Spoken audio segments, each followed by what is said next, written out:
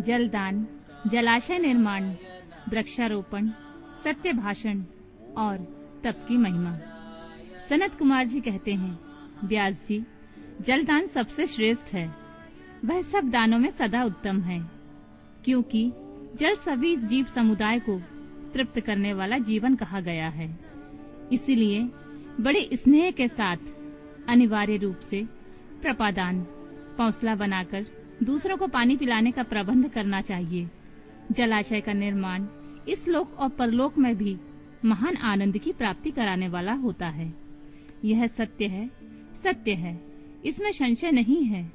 इसलिए मनुष्य को चाहिए कि वह कुआं, बावड़ी और तालाब बनवाए।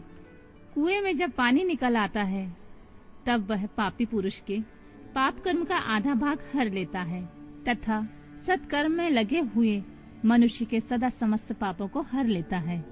जिसके खुदवाए हुए जलाशय में गौ, ब्राह्मण तथा साधु पुरुष सदा पानी पीते हैं, वह अपने सारे वंश का उद्धार कर देता है। जिसके जलाशय में गर्मी के मौसम में भी अनिवार्य रूप से पानी टिका रहता है, वह कभी दुर्गम एवं विषम संकट को प्राप्त नहीं होता है। जिसके पोखरों में केवल वर्षा ऋतु में जल ठहरता है, उससे प्रतिदिन अग्निहोत्र करने का फल मिलता है, ऐसा ब्रह्मा जी का कथन है। जिसके तड़ाग में शरद काल तक जल ठहरता है, उसे सहस्त्र गौदान का फल मिलता है, इसमें संशय नहीं है। जिसके तालाब में हेमंत और शिशिर ऋतु तक पानी मौजूद रहता है, वह बहुत सी सुवर्ण मुद्राओं का दक्षिणा से युक्त यज्ञ का फल पाता है।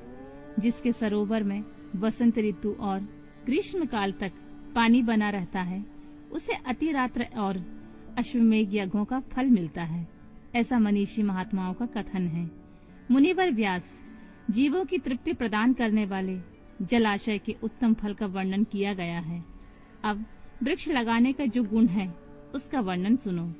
जो वीरान एवं दुर्गम स्थानों में वृक्ष लगाता है, वह अपनी बीती और तथा आने वाली संपूर्ण पीढ़ियों को तार देता है।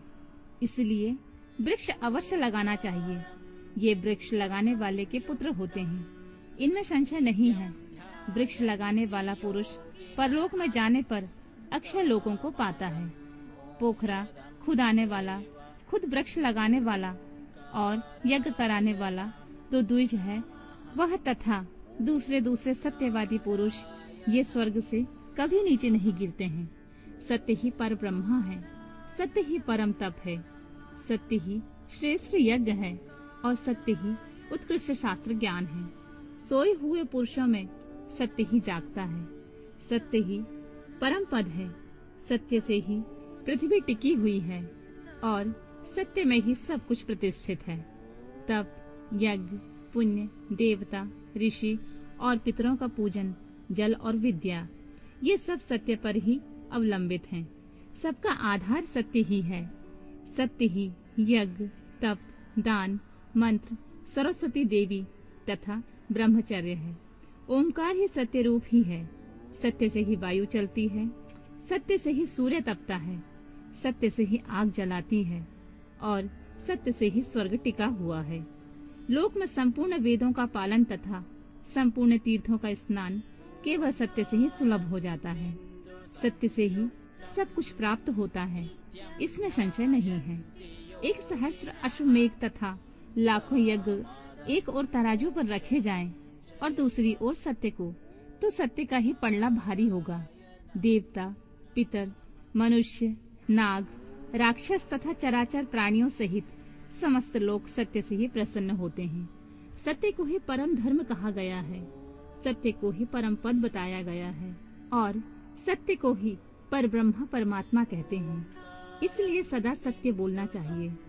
सत्यपरायण मुनि अत्यंत दुष्कर तप करके स्वर्ग को ही प्राप्त हुए हैं तथा सत्य धर्म से अनुरक्त रहने वाले सिद्ध पुरुष भी सत्य से ही स्वर्ग के निवासी हुए हैं। अतः सदा सत्य बोलना चाहिए। सत्य से ही बढ़कर दूसरा कोई धर्म नहीं है। सत्य रूपी तीर्थ अगाध, विशाल, सिद्ध एवं पवित्र जलाशय है। उसमें योगा युक्त होकर मन के द्वारा स्नान करना चाहिए। सत्य को ही परम पद कहा गया है।